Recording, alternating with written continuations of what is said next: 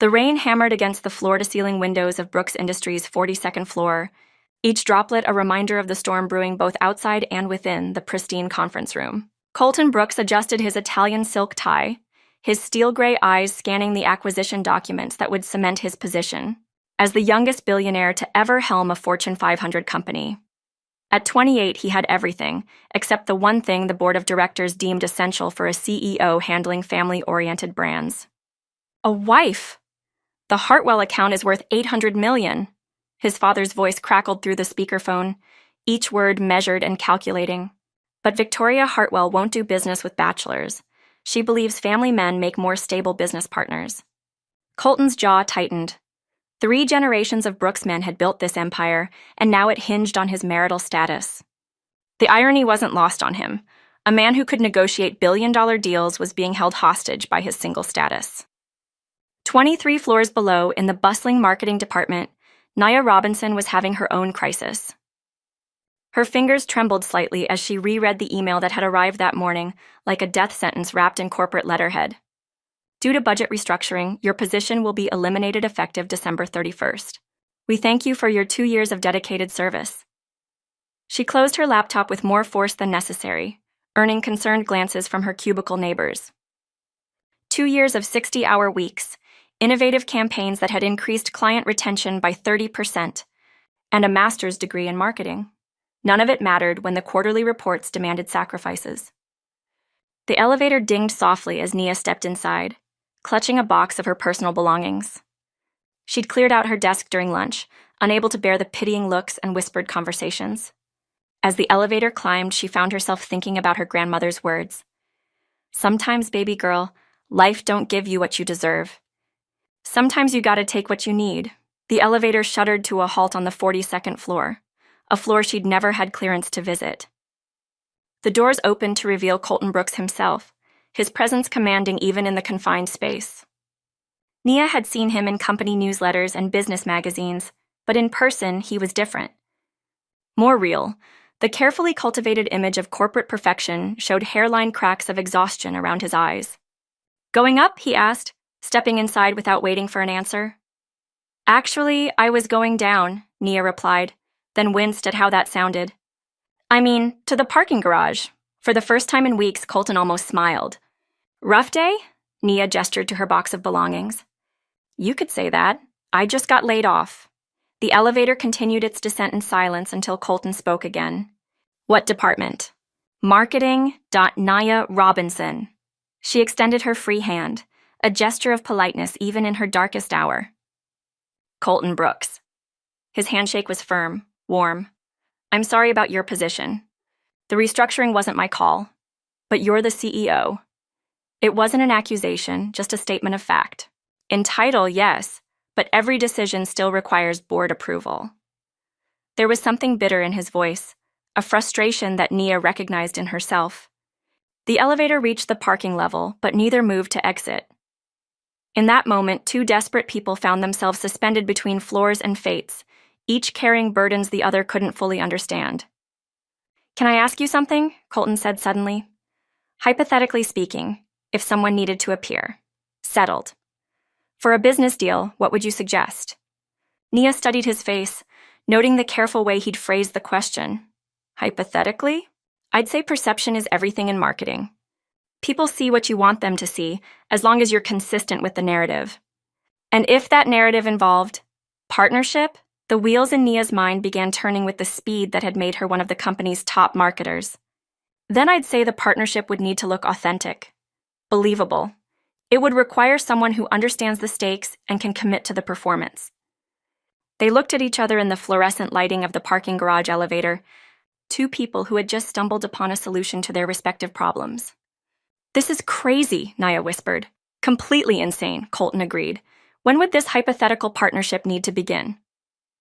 The Hartwell meeting is in 2 weeks. The board review is in 3 months. Nia's heart raced as she calculated her dwindling savings account against her monthly expenses. 3 months would give her time to find another position, maybe even negotiate a reference from Brooks Industries. It was a lifeline disguised as a business transaction. What would this hypothetical partner receive in return? A very generous consulting fee, health insurance, and a glowing recommendation for future endeavors. The elevator doors had long since closed again, carrying them back up toward the executive floors as if the building itself was giving them time to make this decision. "I need to think about this," Nia said, though they both knew she'd already decided. "Of course, here's my card. The private number is on the back." Colton handed her an elegantly embossed business card. "If you're interested in discussing this hypothetical partnership further, call me tonight." As the elevator opened on the 42nd floor, Colton stepped out, then turned back. "For what it's worth, Ms. Robinson, I reviewed your portfolio before the layoffs. Your work was exceptional. This company is making a mistake letting you go." The doors closed, leaving Nia alone with her thoughts and a business card that felt like it weighed 1,000 pounds. Nia's apartment had never felt smaller than it did that evening. She'd spread her bills across her kitchen table like tarot cards, each one predicting a different version of financial ruin. The business card sat in the center of it all, Colton Brooks's private number written in elegant script on the back. Her phone buzzed, a text from her best friend Maya. "How was your last day? Ready to celebrate your freedom?" Freedom. The word felt hollow when accompanied by an empty bank account and an uncertain future. Nia picked up the card, her fingers tracing the embossed lettering. She'd built her career on taking calculated risks, on understanding people and what motivated them. But this was uncharted territory. At 9:17 p.m., she dialed the number. "I was hoping you'd call." Colton's voice was different over the phone, less formal, more human. "I have conditions," Nia said, surprising herself with her directness. "I'd be disappointed if you didn't." "Can we meet to discuss them? Somewhere private."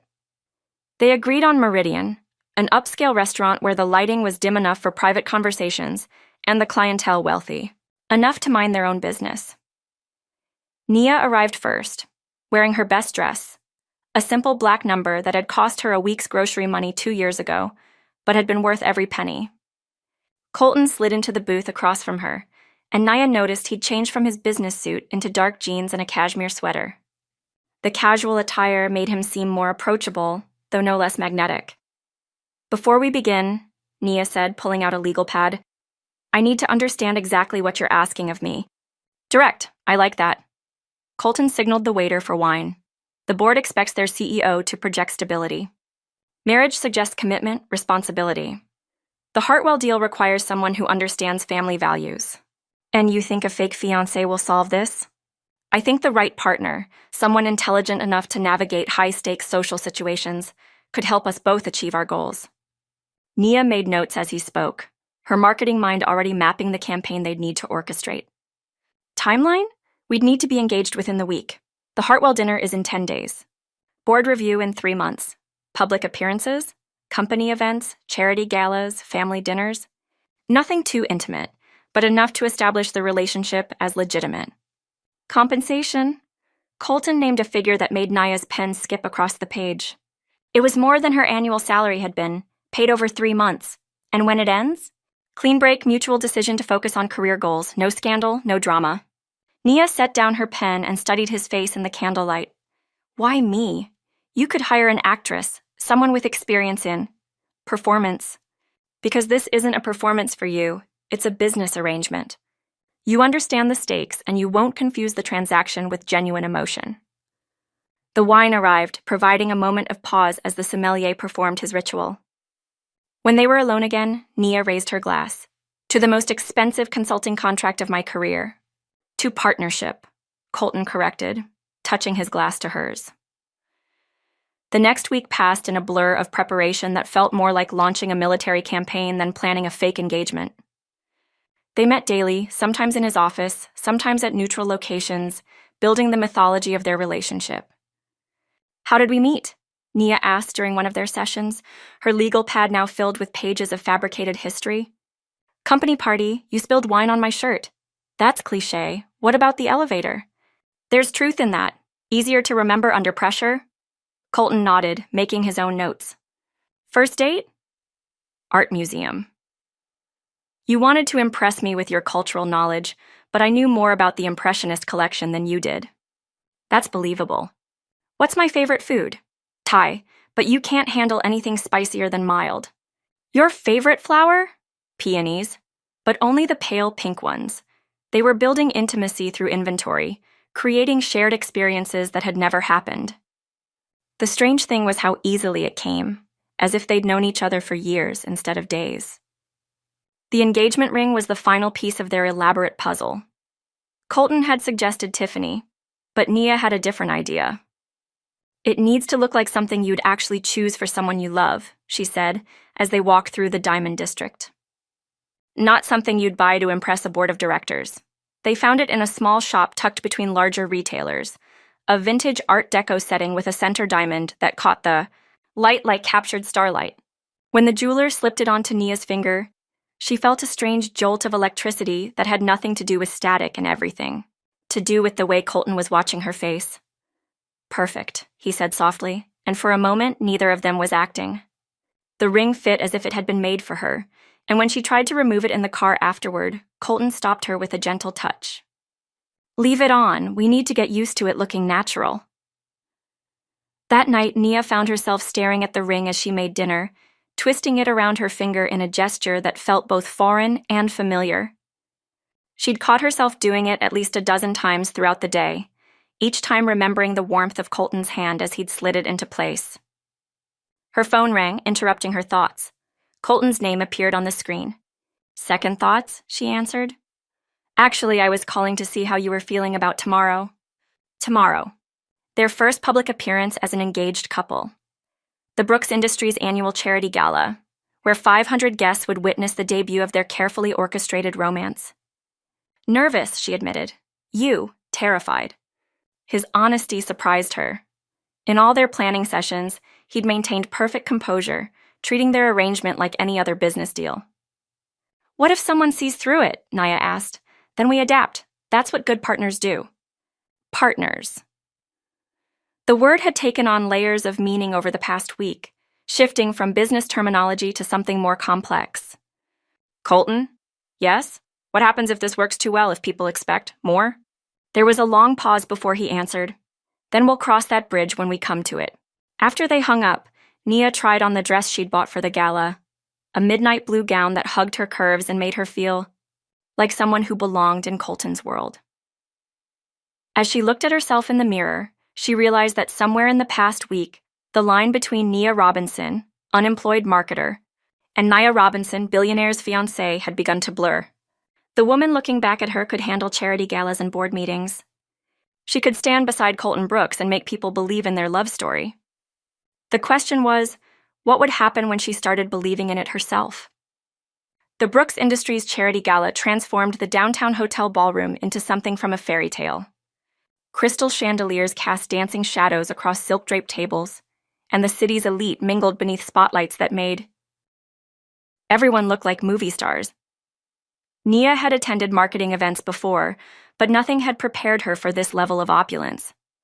She adjusted the diamond bracelet Colton had insisted she wear, for authenticity, he'd said, and checked her reflection in the ladies' room mirror one final time. The woman staring back at her looked confident, poised, every inch the successful executive's fiancée. It was a masterful performance, and it hadn't even begun yet. "You look stunning."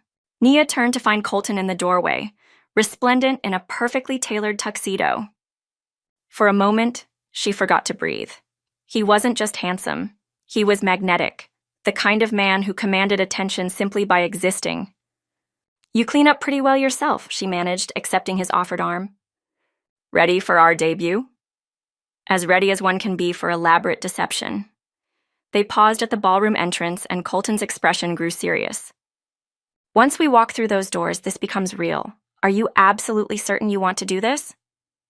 Nia looked out at the crowd of influential guests, then back at the man whose life she was about to enter. Too late for second thoughts now. Then let's give them a show. The moment they stepped into the ballroom, conversations quieted. Heads turned, whispers followed in their wake. Nia felt the weight of hundreds of eyes cataloging every detail, her dress, her posture, the way her hand rested in the crook of Colton's arm. "Colton!" A woman in an elaborate emerald gown approached, her smile sharp as cut glass. "You must introduce me to this vision. Victoria Hartwell. I'd like you to meet my fiancée, Nia Robinson. Nia. Victoria is the CEO of Hartwell Enterprises." This was it, the woman whose $800 million account hinged on Colton's perceived stability. Nia extended her hand with practiced grace. "Mrs. Hartwell, it's such a pleasure. Colton speaks of you constantly." "Oh, does he now?" Victoria's eyes glittered with interest. "And how long have you two been engaged?" "Just over a week," Nia replied, letting a blush touch her cheeks. "We wanted to keep it private at first, but Colton insisted on showing me off tonight." She felt Colton's arm tighten slightly against hers. Surprise at her improvisation or approval? "How romantic. Tell me, dear, what do you do?" "I'm between positions at the moment, actually. I was head of marketing at a boutique consulting firm, but I'm taking some time to focus on wedding planning." "And supporting Colton, of course." It was a perfect answer. It explained any background checks while positioning her as devoted to their relationship. Victoria practically beamed. "Family first, I always say. Too many young women today prioritize career over love. You're wise to recognize what truly matters."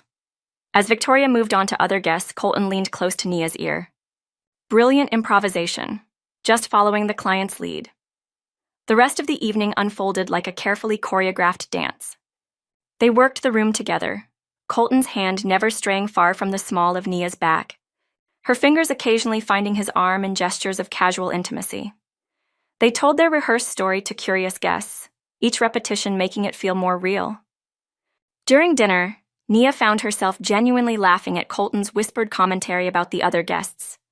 He had a dry wit she hadn't expected, and an uncanny ability to read people that matched her own. "The woman in the red dress?" he murmured as the salad course arrived. "Divorce attorney?" "Recent client was the senator's wife." "How do you know that?" "She keeps checking her phone under the table, and her smile doesn't reach her eyes when she talks to married couples." "And the man by the bar?" Nia studied him briefly. "Old money, but running out. Designer tuxedo, but his shoes are resoled. He's here looking for investors." "Impressive. What about me? What do you see?" The question caught her off guard. She turned to study his profile as he spoke with the couple at their table, noting the way he automatically adjusted his posture. When business was mentioned, how his smile became more genuine when talking about charity work. "You're not as comfortable with this world as you pretend to be," she said quietly. "You'd rather be in your office working on something real than making small talk with people who only care about what you can do for them." Colton's fork paused halfway to his mouth. And you're lonely. Despite being surrounded by hundreds of people who want something from you, you're completely alone." Their eyes met across the table, and for a moment the performance fell away entirely. He was just Colton, and she was just Nia, two people who had somehow seen through each other's carefully constructed facades. "May I have everyone's attention?" The master of ceremonies tapped his champagne flute, and the room gradually quieted. "Our host, Mr. Colton Brooks, would like to say a few words." Colton rose, commanding the room's attention effortlessly. "Thank you all for joining us tonight in support of the Children's Education Foundation. Your generosity will provide scholarships for underprivileged students across the city." He paused, his eyes finding Nia in the crowd. "This evening is particularly special for me because I have the privilege of sharing it with the woman I love." "Nia, would you join me?" This wasn't part of the plan. They hadn't discussed public declarations or speeches, but Nia found herself rising, accepting his outstretched hand, allowing him to draw her to his side in front of 500 people. "I met Nia in the most unlikely place, an elevator," Colton continued, his arm circling her waist. "She was having the worst day of her life, and somehow she made mine infinitely better. Tonight, in front of all our friends and colleagues, I want to tell her something I should have said weeks ago." He turned to face her fully, and Nia's heart began to race. This was still performance, wasn't it? But the way he was looking at her, the slight tremor in his voice, it felt real. "Nia Robinson, you are the smartest, most beautiful, most extraordinary woman I've ever met. You challenge me, support me, and make me want to be worthy of your love. I can't imagine my life without you in it." The room erupted in applause, but Nia barely heard it. She was drowning in the intensity of Colton's gaze, in the way his thumb was tracing circles on her hand, in the dangerous flutter of possibility blooming in her chest.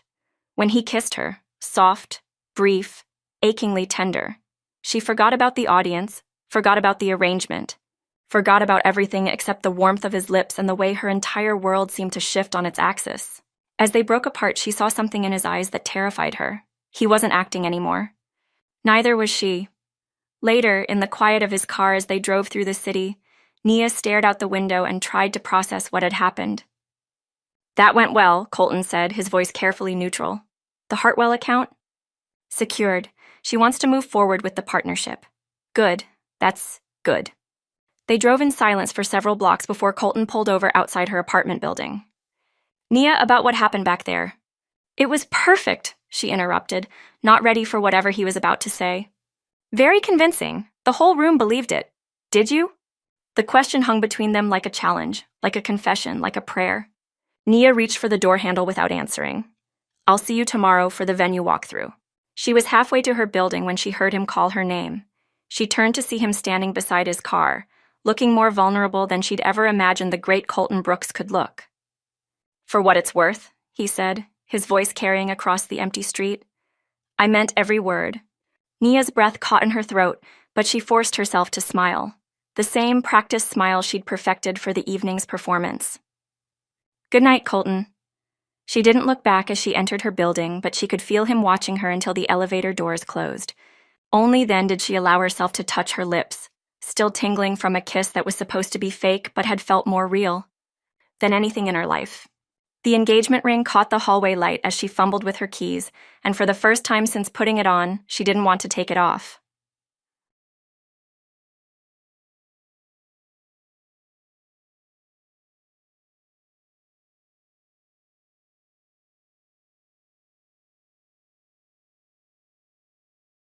The wedding venue was a masterpiece of architectural elegance.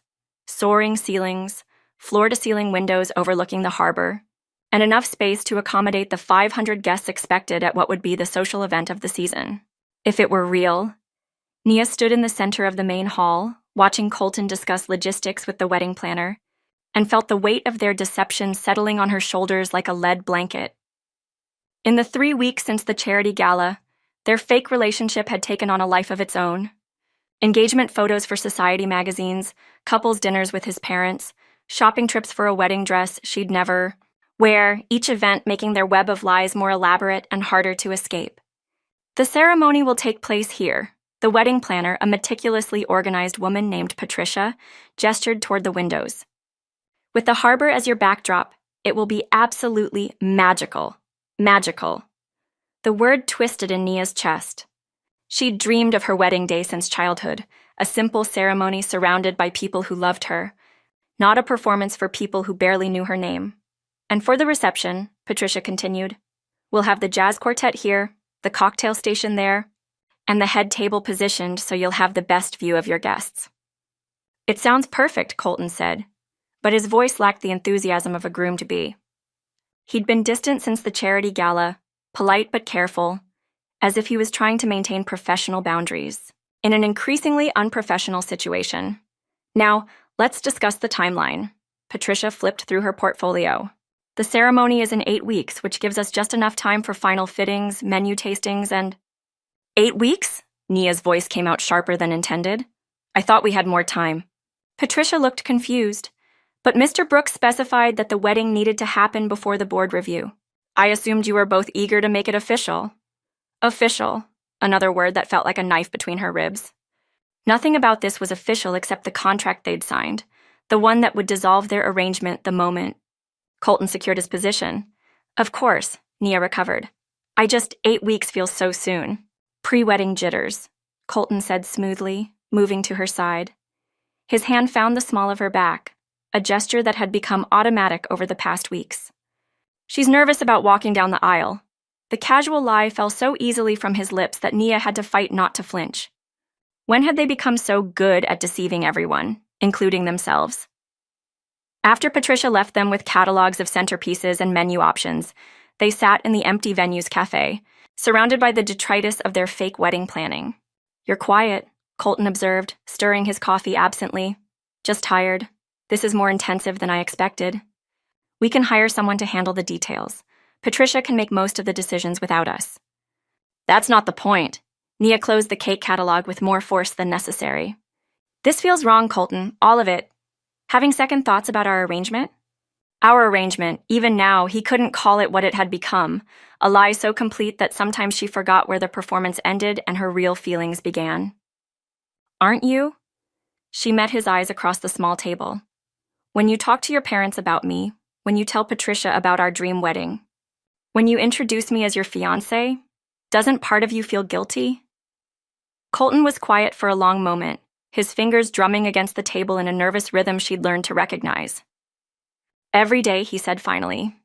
But what's the alternative? Tell the board I fabricated an engagement to secure a business deal? Watch 3 generations of family legacy crumble because I couldn't convince them I was stable enough to lead the company? What about after? When the board review is over and we end this, what happens to all these people who invested in our story? Your parents have already started planning visits with our imaginary future children. The words hung between them like an accusation. Over the past weeks, they'd been absorbed into each other's lives so completely that sometimes Nia forgot this was temporary.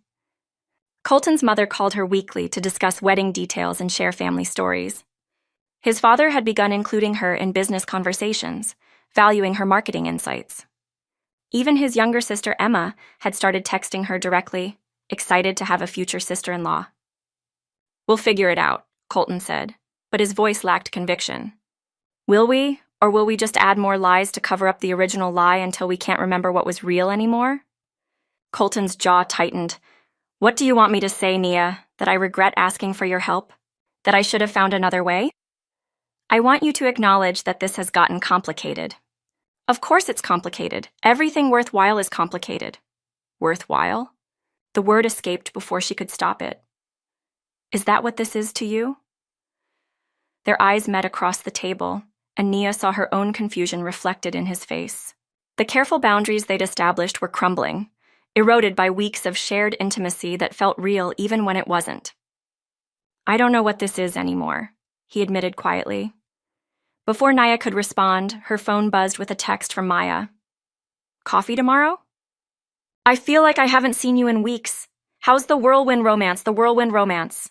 If only Maya knew that the romance was a business transaction, and the whirlwind was guilt, confusion, and feelings she wasn't allowed to have. I should go, Nia said, gathering her purse. I'm having lunch with my friend tomorrow, and I need to prepare my story. Your story? About us. About how happy we are. About how I can't wait to marry you. She stood, smoothing her skirt with hands that weren't quite steady. Another performance for another audience. She was halfway to the door when Colton caught her arm. Nia, wait. What? For a moment, he looked like he was about to say something important, something that might change everything between them. Then his expression shuddered. Drive safely. The next day, Nia found herself across from Maya at their favorite cafe, struggling to maintain the facade of the happy bride-to-be. You're glowing, Maya announced, studying her with the intensity of a scientist. Seriously, whatever this Colton guy is doing, it's working. You look like you're in love. In love. The words hit Nia like a physical blow, because she was terrified they might be true. It's just new relationship energy, she said, focusing on her latte.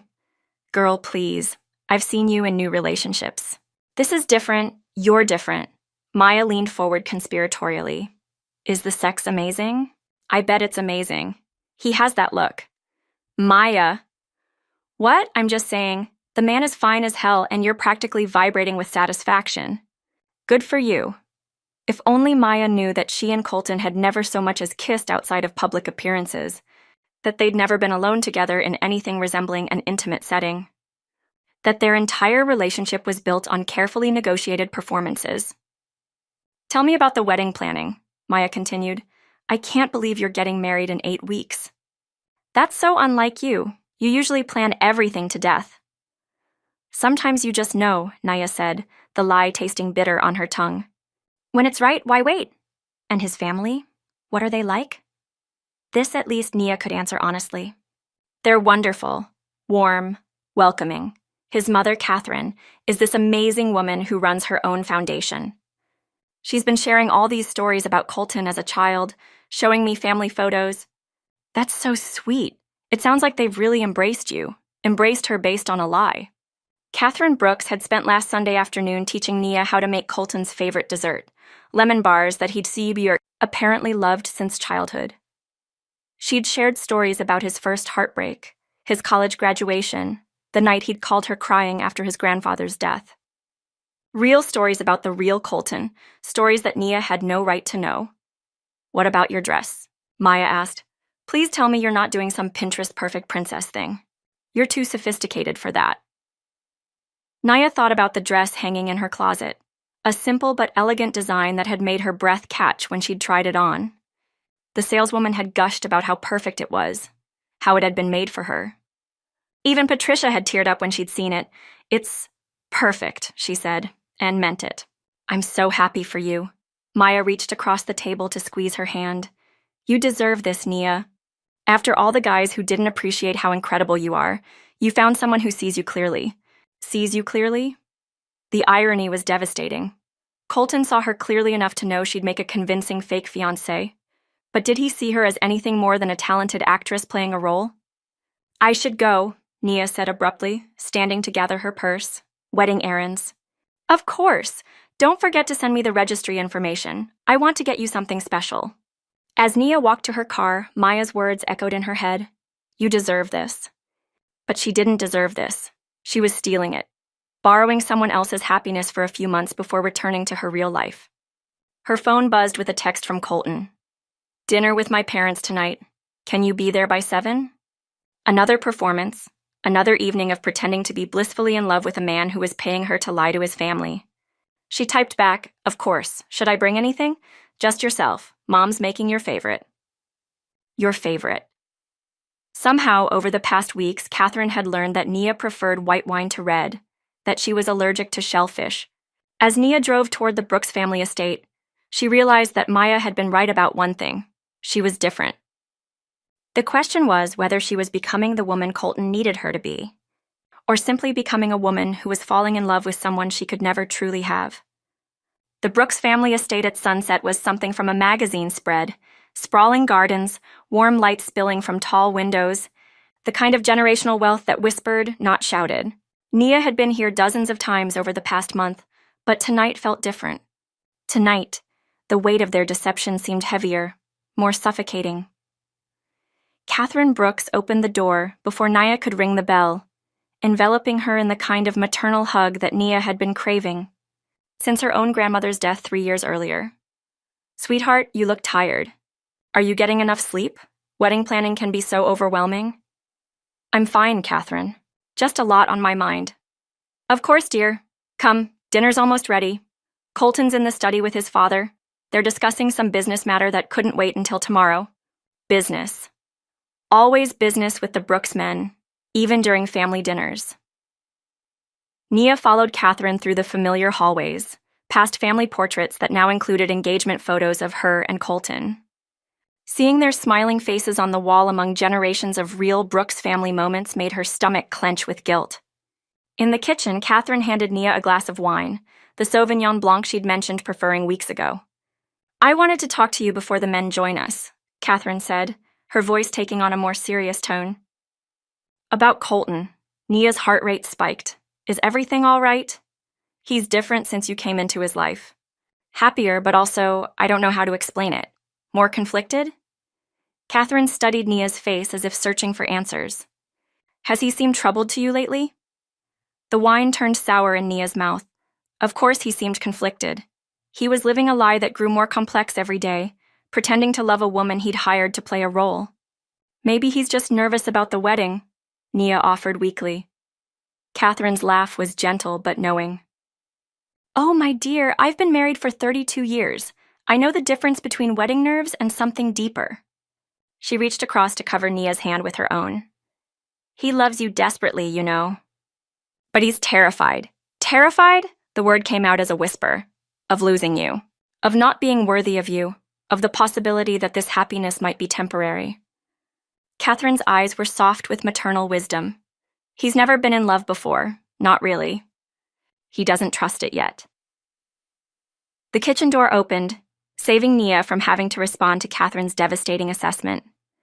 Colton and his father entered, their conversation trailing off when they saw the two women. Business can wait, gentlemen, Catherine announced, standing to check the roast. Tonight is about family.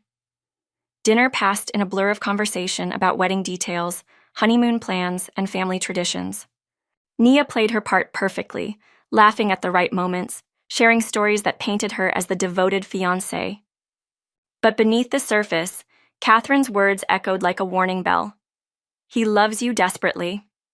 After dessert, Colton's father excused himself to take a business call, and Catherine disappeared to package leftovers for them to take home. For the first time all evening, Nia and Colton were alone. "You're quiet tonight," he observed, refilling her wineglass. "Your mother thinks you're conflicted about something." Colton's hand stilled. "What did she say? That you seem torn, fighting with yourself?" Nia met his eyes.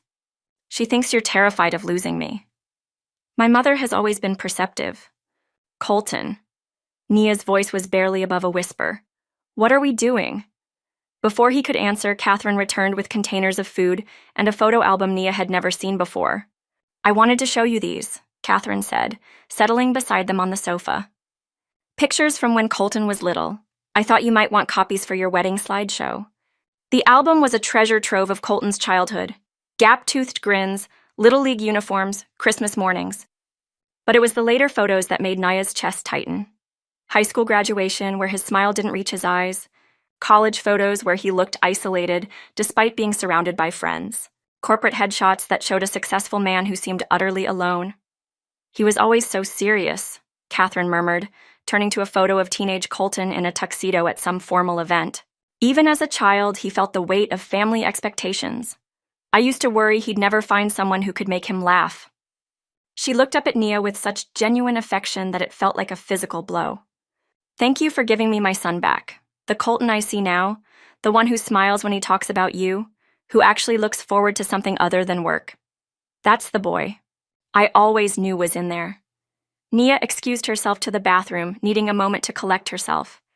But as she passed Colton's childhood bedroom, she heard voices from downstairs, Catherine and Colton talking in the living room. "She's perfect for you," Catherine was saying. "I've never seen you so happy." "Mom." "No, let me finish. I know you think you don't deserve happiness, that you have to earn everything through work and sacrifice. But love isn't a business transaction, sweetheart.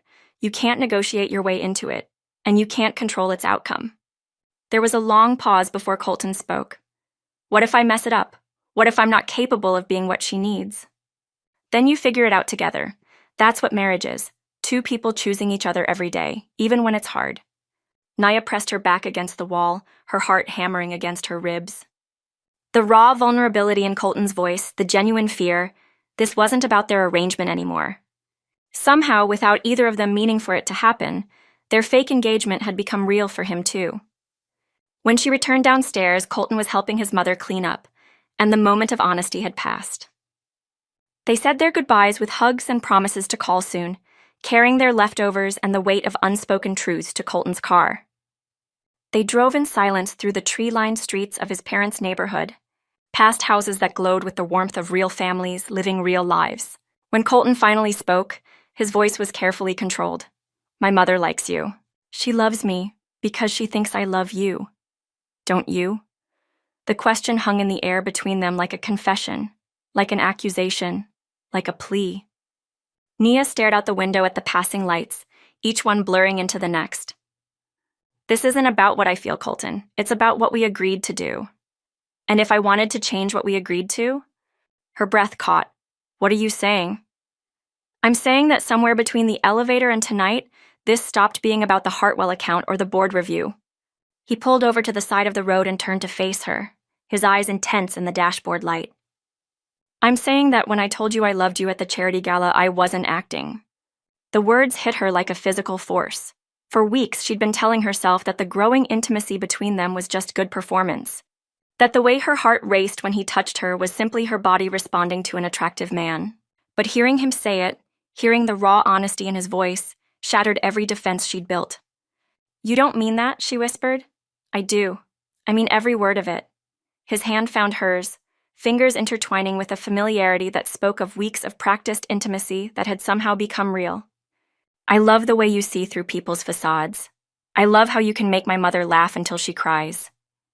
I love that you're brave enough to take risks, smart enough to succeed at anything you try, and stubborn enough to call me out when I'm being an ass." "Colton, stop. I love that you steal the blankets in your sleep. We've never slept in the same bed. And that you sing off-key in the car when you think I'm not listening. I love that you order dessert first when you're stressed, and that you cry at commercials with dogs in them. Each declaration felt like another crack in the foundation of their careful arrangement. How had he learned these things about her? When had she become so transparent to him? This is just proximity, Naya said desperately. Spending so much time together building this fake intimacy, it's natural that feelings would get confused. Look me in the eye and tell me you don't feel it too. She couldn't. God help her. She couldn't look at this man who had somehow seen past every wall she'd built and lied to his face. It doesn't matter what I feel, she said instead. In 6 weeks, I'm going to walk down that aisle knowing it's a lie. In 3 months, we're going to end this engagement and go back to our separate lives. That was the deal. Deals can be renegotiated. Not this one. She pulled her hand from his, immediately missing the warmth. Your parents, your sister, my friends, everyone believes in us. When this ends, it's going to hurt them. But at least it will end cleanly, the way we planned. And if I don't want it to end? The vulnerability in his voice nearly broke her resolve. But she'd seen what happened when people let hope overrule logic, when they let their hearts make decisions their heads couldn't support. Then you'll change your mind when the novelty wears off and you remember that you hired me for a job, not a life. She saw him flinch as if she'd slapped him, but she forced herself to continue. Drive me home, Colton, please. The rest of the drive passed in heavy silence. When he pulled up outside her apartment building, neither of them moved to get out. For what it's worth, Colton said finally. You were never just a job to me. Nia's throat tightened, but she made herself open the car door. Good night, Colton. She was halfway to her building when she heard her name. She turned to find him standing beside his car, looking more lost than she'd ever seen him. The board review is in 5 weeks, he called out. After that, if you still want to end this, I won't fight you. But give me until then to prove that what we have is real. And if you can't, then I'll let you go. Nia nodded once, not trusting her voice, and disappeared into her building. But as the elevator carried her to her floor, she realized that the most terrifying part wasn't the possibility that Colton would fail to convince her. It was the possibility that he'd succeed. The wedding dress hung in Nia's closet like a beautiful ghost, its ivory silk catching the morning light that streamed through her bedroom window. 3 weeks until the wedding that would never happen, 2 weeks until the board review that would end their arrangement, and she was falling apart. Her phone buzzed with another text from the wedding planner. Final headcount needed by Friday. Caterer requires 48-hour notice for any changes. Headcount for a fake wedding. Menu selections for a reception that would never happen. She'd become the star of an elaborate production that felt more real than her actual life. The engagement ring caught the light as she reached for her coffee, and she twisted it absently, a nervous habit that had developed over the past month. Such a beautiful lie sitting on her finger like a promise that would never be kept.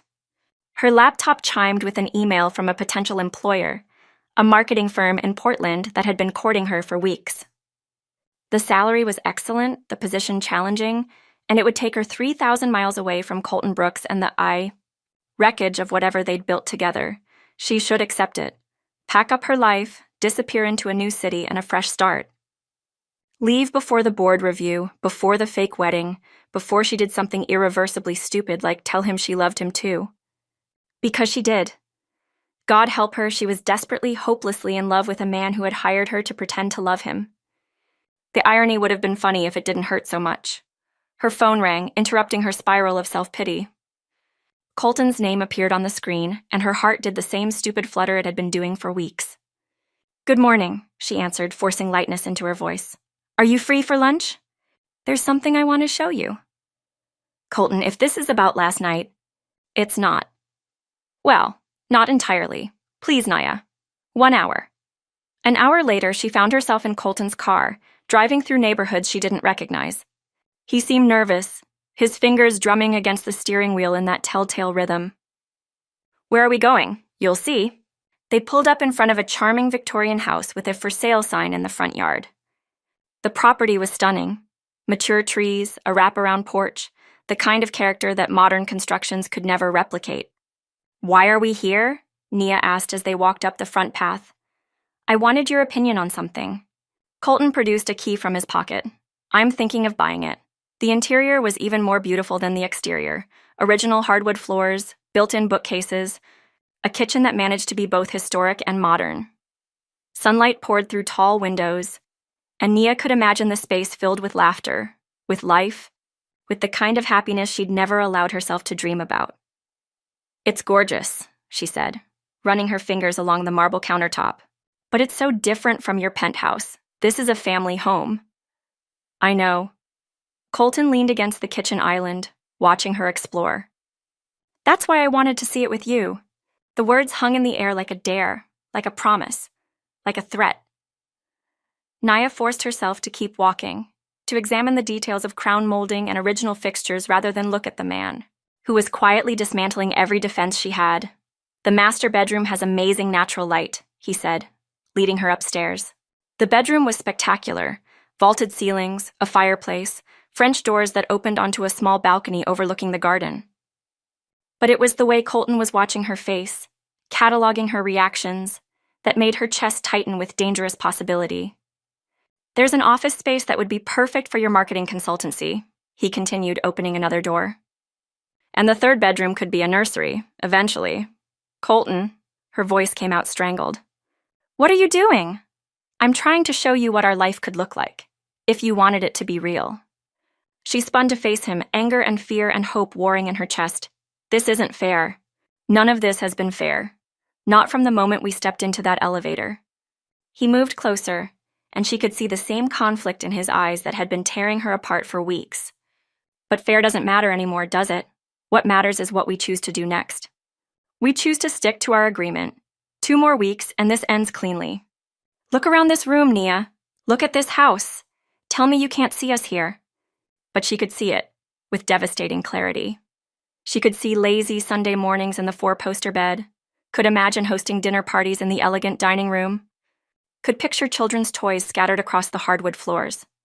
She could see a life that was everything she'd ever wanted, and nothing she'd ever thought she could have. "I can see it," she whispered. "That's the problem. Then why are you so determined to walk away?" "Because none of this started honestly." The words exploded out of her, months of suppressed emotion finally finding their voice. "You hired me, Colton. You offered me money to pretend to love you. What kind of foundation is that for a real relationship?" "A complicated one, but not necessarily a weak one." "How can you say that? How can you build something real on something so fundamentally dishonest?" Colton was quiet for a long moment, his eyes never leaving her face. When he spoke, his voice was soft, but certain. "Do you know why I really chose you that day in the elevator? Because I was convenient, desperate, available. Because you were the first person in years who looked at me and saw past the money and the title to something real underneath." He stepped closer, close enough that she could see the gold flecks in his brown eyes. "You were having the worst day of your life, but you still had the strength to be kind to a stranger. You were brilliant and brave and broken, and I recognized something in you that I'd never seen in anyone else." "What?" "Someone who understood what it felt like to be alone in a room full of people." The words hit her like a physical blow, because they were true. She had understood from that first moment in the elevator. They'd recognized each other across the divide of their different lives, 2 people wearing masks that were slowly suffocating them. "The engagement was supposed to be business," Colton continued. "But falling in love with you, that was never part of any plan. That was just inevitable." "Love isn't inevitable," Nia said, but her voice lacked conviction. "Isn't it? Then explain why I know that you hum when you're concentrating. Explain why you carry Band-Aids in your purse because you saw a child fall at the park 6 months ago and felt guilty for not being prepared to help. Explain why you cry every time we drive past the animal shelter because you want to adopt every dog, but your lease won't allow pets." Each observation felt like another layer of armor being stripped away. How had he learned these things? When had she become so transparent to him? "Explain why," he said, moving close enough to touch her face. "You're crying right now." She hadn't realized tears were falling, but his thumb was gentle as it wiped them away. The gesture was so tender, so careful, that it nearly brought her to her knees. "I'm scared," she whispered. "Of what? Of believing in this? Of letting myself want something that might be taken away? What if it's not taken away? What if it's just offered freely, with no conditions and no contracts?" Before she could answer, his phone rang. The harsh sound shattered the moment, and Colton stepped away to answer it. "Brooks." His voice shifted to business mode so quickly it gave her whiplash. What do you mean pushed up? That's impossible. Nia watched his expression change from confusion to resignation to something that looked like panic. I understand. Yes, I'll be there. He hung up and turned to her with an expression she couldn't read. The board review has been moved up. It's tomorrow. Tomorrow? But emergency meeting. Apparently there are some concerns about the Hartwell acquisition that need to be addressed immediately. Tomorrow. All their careful planning, all their preparation, and it was happening tomorrow. The meeting that would determine Colton's future, that would officially end their arrangement, that would force them to decide what came next. We should go, Nia said, already moving toward the stairs. You need to prepare. Nia, wait. He caught her hand at the top of the staircase. What I said about this house, about us. Let's get through tomorrow first, she interrupted. Then we can talk about everything else. But as they drove back toward the city, Nia realized that tomorrow would change everything. One way or another, the careful balance they'd maintained for months was about to shatter completely. The question was whether they'd be able to put the pieces back together into something real, or whether the explosion would destroy them both. The Brooks Industries boardroom had never felt more imposing than it did at 9 a.m. on a Thursday morning that would determine the course of Colton's life. 12 members of the board sat around the mahogany conference table, their expressions ranging from supportive to skeptical to openly hostile. At the head of the table, his father maintained the neutral expression that had made him a formidable businessman for 3 decades. Nia sat in the gallery section, officially there as Colton's fiancée, but she felt more like a fraud than she ever had. Her engagement ring felt heavy on her finger, a constant reminder that she was the final piece in an elaborate deception. Before we begin the formal review, announced Margaret Chen, the board's lead independent director, I believe congratulations are in order. Mr. Brooks, we understand you'll be married in just 2 weeks. That's correct, Colton replied, his voice steady despite the circumstances. And Ms. Robinson, Margaret turned her attention to Nia, we're delighted to welcome you to the Brooks family. It's wonderful to see Colton so settled and happy. Settled and happy, if only they knew how unsettled everything really was. The review proceeded systematically through Colton's achievements over the past year. Revenue increases, successful acquisitions, strategic partnerships that had strengthened the company's position in multiple markets. The Hartwell account featured prominently, with Victoria Hartwell herself participating via video conference to praise Colton's leadership and vision. The partnership with Brooks Industries has exceeded our expectations, Victoria said from her corporate office. Colton's commitment to family values and long-term thinking aligns perfectly with our company culture. We're looking forward to many years of collaboration. Everything was going perfectly. The board members nodded approvingly, making notes that Nia was certain were positive. Colton's presentation was flawless, his responses to their questions confident and thorough. He was going to succeed, just as they'd planned. So why did Nia feel like she was watching a train wreck in slow motion? Now, Margaret said as the formal review concluded, I believe Mr. Brooks has something he'd like to share with us. This wasn't part of the plan. Colton was supposed to answer their questions, receive their approval, and move forward as the confirmed CEO. There hadn't been any mention of additional comments. Colton stood, and Nia noticed his hands were trembling slightly. Thank you all for your confidence in my leadership. Before we conclude, there's something I need to tell you. Something that will affect your decision about my future with this company. The room went completely silent. Even the air conditioning seemed to pause, waiting for whatever bombshell Colton was about to drop. 3 months ago, I entered into an arrangement that I believed was necessary for the success of this company. Specifically for securing the Hartwell account. His eyes found Nia's across the room, and she saw something in them that made her blood freeze. I hired Ms. Robinson to pose as my fiancée. The silence that followed was deafening. Nia felt the blood drain from her face as 12 pairs of eyes turned toward her, their expressions shifting from confusion to shock to barely contained fury. I beg your pardon? Margaret's voice could have cut glass. Our engagement was a business arrangement, Colton continued, his voice growing stronger with each word. I believed that appearing settled and committed would give me an advantage with family-oriented accounts like Hartwell. Ms. Robinson agreed to play the role of my fiancé in exchange for financial compensation. Are you telling us, his father's voice was dangerously quiet, that this entire relationship has been fabricated? Initially, yes. Nia couldn't breathe. The walls of the boardroom felt like they were closing in, and she could hear her heart pounding in her ears. This wasn't happening. This couldn't be happening. However, Colton said, and something in his tone made everyone lean forward. What began as a business arrangement became something else entirely. Somewhere between the charity gala and this morning, I fell in love with Nia Robinson. Not the woman I hired to play a role, but the woman herself. Brilliant, compassionate, strong enough to call me out when I'm wrong and brave enough to take risks when they matter. He turned to face Nia directly, and the raw honesty in his expression nearly brought her to her knees. I fell in love with someone who sees past the fortune and the title to the man underneath. Someone who makes me want to be worthy of her love, not because of what I can give her, but because of who she is. Mr.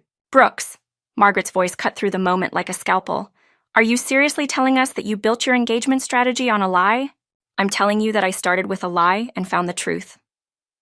And what about the Hartwell account? Was Mrs. Hartwell informed that she was being deceived? No, she wasn't, and that's on me, not on Nia. This was my decision, my deception. She was simply helping me with what she thought was a temporary business problem. The board members began talking among themselves in urgent whispers. Aya caught fragments of their conversations: integrity, deception, grounds for dismissal. Ms. Robinson, Margaret's voice cut through the chaos. Would you care to comment on these allegations? Nia stood on unsteady legs, her mind reeling. Every instinct screamed at her to run, to get out of this room before the situation got worse. But Colton had just destroyed his career to tell the truth about their relationship. The least she could do was own her part in it. Mr. Brooks is telling the truth, she said, her voice surprisingly steady. I agreed to pose as his fiancée in exchange for financial compensation, but he's also right about something else. What started as a business arrangement became real. I fell in love with him too. The admission hung in the air like a confession, like an absolution, like a declaration of war. So this wedding that's planned for 2 weeks from now, Margaret continued, is that real or fabricated as well? Nia and Colton looked at each other across the room, and she saw her own uncertainty reflected in his eyes. They'd been so focused on the board review that they'd never discussed what would happen to their actual wedding. That depends, Colton said finally, on whether the woman I love will have me, knowing what this confession might cost us both. The question was directed at the board, but his eyes never left Nia's face. In that moment, she realized that he'd just done something extraordinary. He'd chosen honesty over success, truth over security. He'd risked everything he'd worked for to clear the air between them. I need a moment, Margaret announced. Board members, please join me in the conference room next door. Mr. Brooks, Ms. Robinson, please wait here. The board filed out, leaving Nia and Colton alone in the vast room that had just witnessed the implosion of their carefully constructed deception. Are you insane? Nia whispered once the door closed. You just confessed to corporate fraud in front of 12 people. I confess to being human, to making mistakes and learning from them. They're going to fire you. They're going to destroy your reputation. Maybe, probably. Colton moved closer, and she could see that despite his calm exterior, he was terrified. But I couldn't spend the rest of my life building a career on a lie, and I couldn't let you think that what we have isn't real. What we have is going to cost you everything your family built. My family built a company based on integrity and innovation.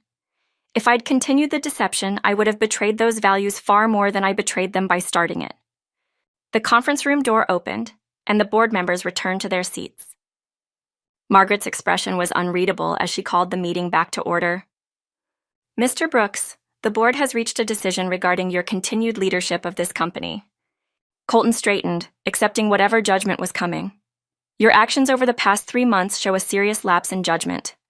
Deception of this magnitude, regardless of the outcome, reflects poorly on your character and on this company. Nia closed her eyes, unable to watch Colton's world crumble because of a decision they'd made together. However, Margaret continued, and Nia's eyes snapped open.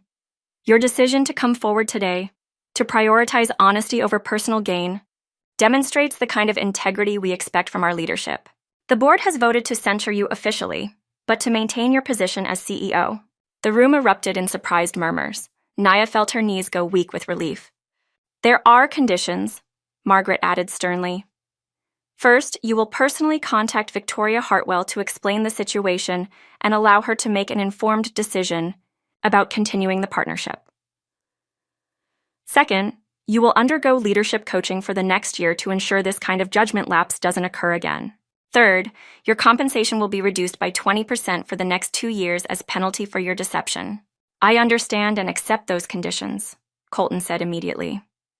And finally, Margaret's expression softened slightly. If this relationship is as real as you claim it to be, we expect to see you both at that wedding in 2 weeks. This company needs leaders who understand the value of authentic commitment. As the board members began to disperse, Nia realized that everything had changed. The careful walls they'd built around their arrangement had crumbled completely, leaving only the truth. 2 people who had found love in the most unlikely place and were brave enough to fight for it. Colton approached her slowly, as if she might disappear if he moved too quickly. So, he said quietly, in 2 weeks, there's going to be a wedding venue, flowers, 500 guests, and a beautiful dress waiting for a bride. Is that a proposal, Mr. Brooks? It's a question, Ms. Robinson. The same question I asked you 3 months ago in an elevator, just with different stakes. His voice was soft, vulnerable, completely without the confidence that had first attracted her to him. Will you take a chance on me? Not on a contract or an arrangement, but on us? Nia looked at this man who had just risked everything he'd worked for to tell the truth, who had chosen her over his career security, who was offering her not just his name, but his whole imperfect, complicated, beautiful heart. Ask me properly, she whispered. Colton dropped to one knee right there in the boardroom, in front of the remaining board members, in front of his father, in front of anyone who cared to watch. He took her left hand, where his grandmother's ring already sat, like it had always belonged there. Nia Robinson, you are the smartest, strongest, most extraordinary woman I've ever known. You've made me braver, better, more honest than I ever thought I could be. I love your terrible singing voice and your soft heart. I love the way you see the best in people, even when they don't deserve it. I love that you took a chance on a desperate man in an elevator and somehow made him worthy of your love. His voice broke slightly, and Nia realized she was crying. Will you marry me, not because of a contract or a deal, but because you love me too? Will you build a life with me, in that beautiful house with the garden, and help me become the man you see when you look at me? Through her tears, Nia could see their future stretching out before them, messy and uncertain and absolutely real. She could see Sunday mornings and family dinners and fights that ended in forgiveness. She could see children with Colton's eyes and her stubborn streak, could see growing old together in rocking chairs on that wraparound porch. Yes, she whispered, then louder. Yes, I'll marry you, Colton Brooks. As he slipped the ring off and back onto her finger, a gesture that somehow made it more real than all the months she'd worn it before, she realized that sometimes the best love stories began with the worst lies. Sometimes you had to lose yourself completely before you could find the person you were meant to be. And sometimes, if you were very lucky, you found someone brave enough to take that journey with you. 2 years later, the kitchen of their Victorian house smelled like lemon bars and possibility. Nia stood at the marble island, following Catherine's handwritten recipe while Colton attempted to help by stealing bites of the filling. You're going to ruin the pH balance, she protested, swatting his hand away from the bowl. I'm quality testing. It's a crucial part of the process. Is that what we're calling it now? The morning sun streamed through the tall windows, illuminating the life they'd built together in this house that had once been just a beautiful dream. The walls were covered with photos now, their real wedding pictures, family gatherings, candid shots from the honeymoon in Tuscany where Colton had learned to make pasta and Nia had discovered she was terrible at Italian but excellent at wine tasting. The reporter is coming at 2, Colton reminded her, reading emails on his tablet. Are you ready for the interview? As ready as one can be to discuss elaborate corporate deception with a business journalist. The story had broken 6 months after their wedding, when a disgruntled former employee had leaked details of their original arrangement to the press. The scandal had been brief but intense. Headlines about fake engagements and corporate manipulation, speculation about the authenticity of their marriage, questions about Colton's fitness to lead Brooks Industries. They'd weathered it together, presenting a united front and refusing to hide from the truth. If anything, the controversy had strengthened their relationship, forcing them to be completely honest with each other and with the world about how their love story had begun. Besides, Nia added, sliding the lemon bars into the oven, it's been 2 years. People are tired of the story. Are you? Tired of it? She looked at her husband, and the word still gave her a little thrill of happiness, leaning against their kitchen counter in weekend clothes. His hair mussed from sleep, reading business emails at 10 on a Saturday morning. He was exactly the same man who had offered her a fake engagement in an elevator, and completely different from him too. I'm tired of explaining it, she said, but I'm not tired of living it. The timer on the oven chimed, and as Nia pulled out perfect golden lemon bars, she felt the familiar rush of satisfaction that came from mastering something Catherine had taught her. Their relationship with Colton's parents had survived the scandal too, stronger for the honesty that had finally replaced all their careful performances. Maya's coming for dinner tonight, she announced, checking her phone. And she's bringing the new boyfriend. The artist? The poet. Try to keep up. Write poetry, I'll prepare appropriate conversation topics. Just be yourself. She'll either love you or think you're hopelessly bourgeois. After 2 years, I think we've established which category I fall into. An hour later, his sister burst through their front door with her husband in tow, practically vibrating with excitement. We're pregnant, Emma announced, throwing her arms around Nia. 12 weeks. Nia found herself overwhelmed by the fullness of her life. You're thinking too hard, Colton observed later, settling beside her on their sofa. I'm thinking about how different everything is from 2 years ago. Good different or terrifying different? Both. She curled against his side. 2 years ago, I was unemployed and convinced I'd never figure out what I wanted. Now I have a successful consultancy.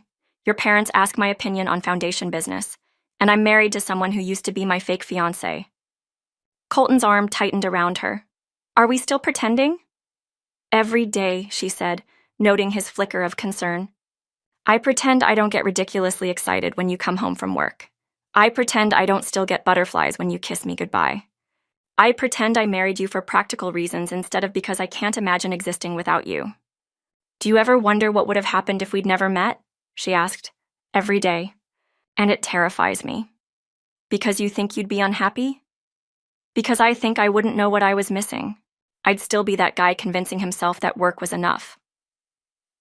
Later that night, as they got ready for bed, Nia caught their reflection in the bathroom mirror. 2 people in matching pajamas, looking completely ordinary. We look so normal, she observed. Disappointing, isn't it? After all that drama, we ended up completely ordinary. I love ordinary. They climbed into bed, settling into their familiar arrangement, her head on his chest, his arm around her shoulders.